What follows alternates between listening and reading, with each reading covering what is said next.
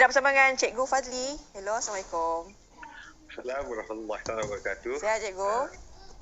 Sihat, Alhamdulillah. Selamat pagi, Cikgu. Cikgu, terima kasih meluangkan masa kita dah sempat menonton video live yang Cikgu lakukan beberapa hari yang lepas. Dan dengan kabarnya itu kelas live yang pertama ya, Cikgu? Ya, benar. Itu kali pertama saya buat live secara FB lah. Sebelum ni melalui rakaman video. Jadi apa yang membuatkan Cikgu tampil dengan idea sebegini kan? Dengan ada asisten, ada tim ni nak mengajar. Mungkin boleh ceritakan kepada kami lah.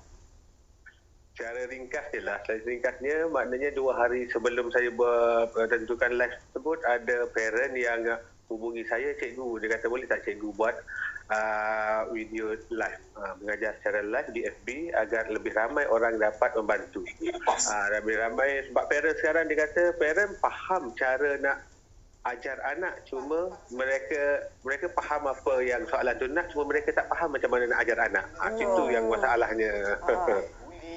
Jadi ini ibu bapa lah kan yang tapi buat malam macam mana? Satu minggu berapa kali kelas cikgu berikan? Setakat ni kita putuskan seminggu 2 kali kelas. Hari Selasa untuk tahun 1 hingga 3, hari Rabu untuk tahun 4 hingga 6.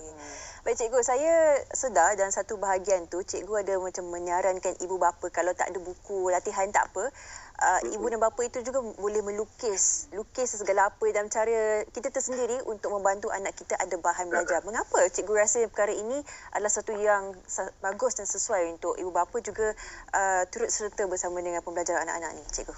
Okey, baik. Sebelum live hari itu saya dah bagi tahu dah, nanti bila saya buat live saya mohon sangat ibu bapa sama-sama tonton dengan anak.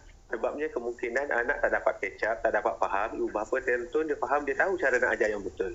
Okey, itu yang pertama. Yang kedua, berkenaan dengan latihan, saya sedar buku, pertama sekali buku tak semua orang ada.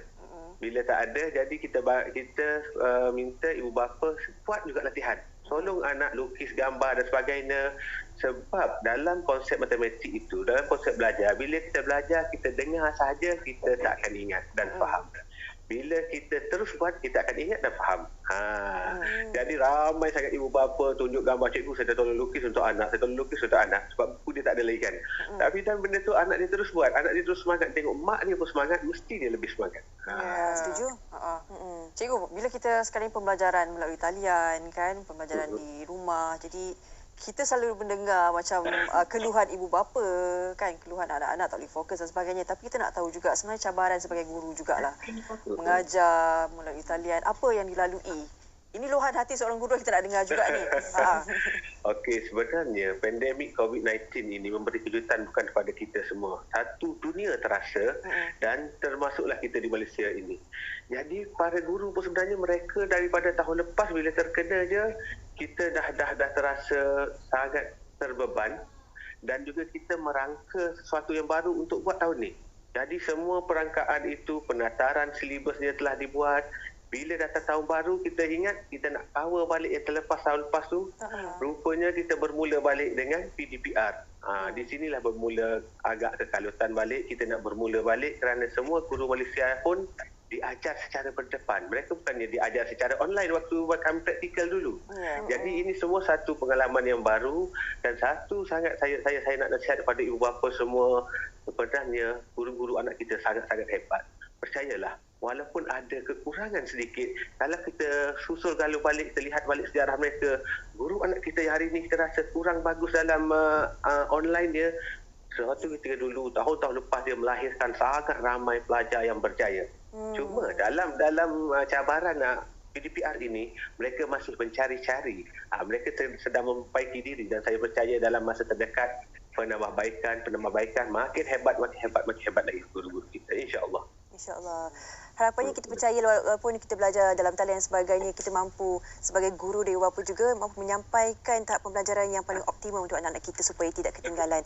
Baik, cikgu, bagi seseorang yang memberikan pembelajaran yang melalui dalam talian dan live baru-baru ini, apakah antara kekangan ataupun yang mungkin cikgu perlukan untuk menambah baik pengalaman mengajar secara dalam talian ni, cikgu? mengajar dalam talian ni, cabaran paling besarnya saya nak bagi tahu murid itu percaya saya sedang melihat mereka. Sebabnya seorang kanak-kanak, seorang murid, bila dia rasa guru itu sedang berinteraksi dengan mereka, bila dia rasa guru itu sedang melihat mereka, mereka akan boleh memberi tumpuan dengan sangat-sangat tinggi. Jadi yang tu cabaran saya paling besar adalah untuk murid itu percaya saya sedang berinteraksi secara live dengan mereka. Sebab tu saya suka sesi live berbanding rakaman. Cuma tentang peralatan tu, saya bukan seorang guru IT. Jadi ada beberapa guru IT PM saya, cikgu kalau cikgu guna benda ni lagi bagus. Saya kata Masya Allah, insya-Allah jika saya ada kemampuannya, jika saya ada kawan-kawan yang boleh bantunya, kita akan cuba upgrade lagi kelas online kita ini. Cikgu, sebab saya teringat semalam saya tengok cikgu cuba nak dapatkan perhatian anak-anak tu. Cikgu cakap apa Okey, pandang depan, duduk tegak. Nak tengok cikgu buat sikit boleh? Ini saya memang praktikan dari selepas 4 tahun pengalaman saya mengajar. Tahun kelima saya mencari cara bagaimana nak bagi murid fokus. Jadi saya jumpa satu teknik. Okey, saya buat peraturan setiap kali kelas saya. Di kelas fizikal pun sama. Bila murid tak fokus tengah buat kerja, tengah memadam, tengah minum air, tengah pandang tempat lain, jadi kita tahu kalau dia tak pandang depan, tak fokus, mereka tak dapat faham. Jadi saya buat satu peraturan, saya kata pandang depan, semua murid mesti jawab, ya cikgu. Dengan duduk tegak, ya cikgu, dengan semangat. Jadi itu kita praktikan di sekolah, saya praktikan juga dalam kelas live. Masya Allah, saya tengok cikgu, video. Cuba. Cikgu ada 2 orang pelajar murid ni. Okey, sebelum tu, peraturan dia mudah je. Bila saya sebut pandang depan, kena duduk tegak, jawab ya cikgu. Boleh? Boleh cikgu, boleh. Okey, jadi sebelum duduk tegak, kena duduk senang lena dulu. Duduk Okay. senang lena. Okey. Tengok TikTok pandang lah. Depan. Ya cikgu. Ya cikgu. Lambat. Semula tak jadi. Okey, duduk senang lena. Pandang depan. Ya cikgu. Macam tu. Lepas tu? Jadi, bila dia dah duduk tegak tu, dia boleh tumpukan perhatian dah.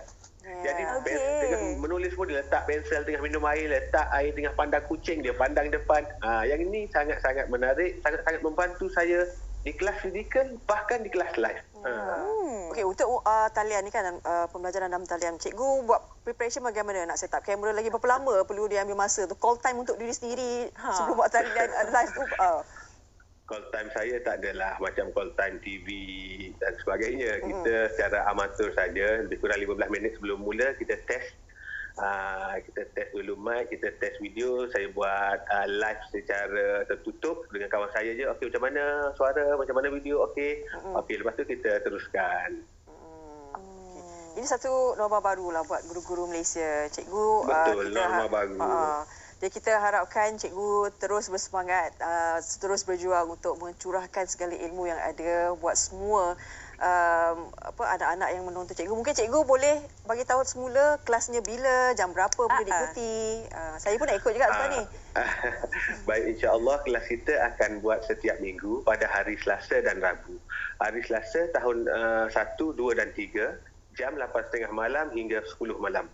Hari Rabu bermula jam 8.30 malam hingga 10 malam juga untuk tahun 4, 5 dan 6. Untuk buku tahun 4, 5, 6 buku teks sahaja. Untuk tahun 1, 2, 3 guna buku teks dan juga buku aktiviti sama macam sekolah, tapi tak nak guna buku sekolah.